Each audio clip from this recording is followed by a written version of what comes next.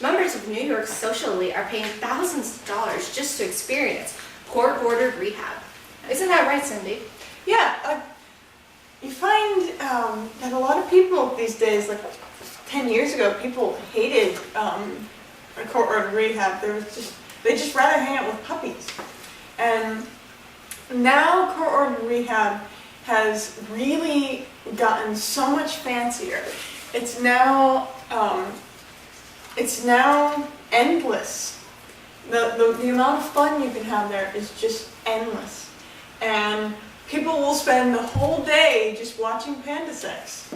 It's fascinating though, because court-ordered rehab is generally a hormonal experience due to a slippery slope of habits. Yeah. Now, it's a bit more effective than, say, using a bop-it, but what do you think is the appeal of going to court-ordered rehab for so many of these people who don't have terrible addictions? Well, I find that people have a bad dream and they will just feel like maybe they could just have lots and lots of abortions and go to rehab. And that's a little cringeworthy if you think about it. Yes, yes. But the people who come out, like, after they've gone through the rehab with, they just put you in a circle with a bunch of magic hippie love clouds.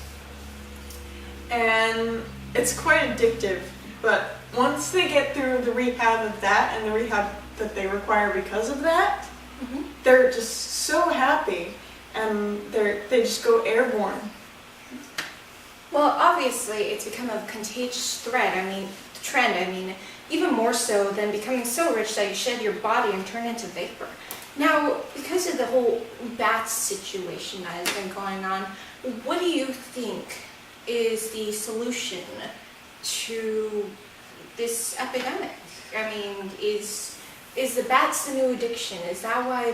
Because recent reports have said that many people have been using it as an excuse to get in. Yeah, I think they should have Frosty the Snowman and firefighters team together to sort of like assess the people. So just to make sure that they're not just going in because of the free Disneyland, like you get in for free, just to make sure that people they're genuinely needing the rehab. They're not faking a jellyfish sting so someone will pee on them. Interesting. Oh, excuse me. I had some rough on horse meat the other day, and now a lot of treatments have said that strong female characters, that a lot of your patients have been watching movies with strong female characters lately. Do you think that's helping any bit with your current patients, or is that more of a treatment aimed towards these trendsetters? Well, I find that like having strong female characters is a really good thing, but there should be a good amount of variation between what someone does. So maybe they watch a movie of someone doing dishes, and then the next day they watch a TV show that's just a whole bunch of bitches. And so they see the contrast. They don't think that everyone is just profitable and lovely and lonely.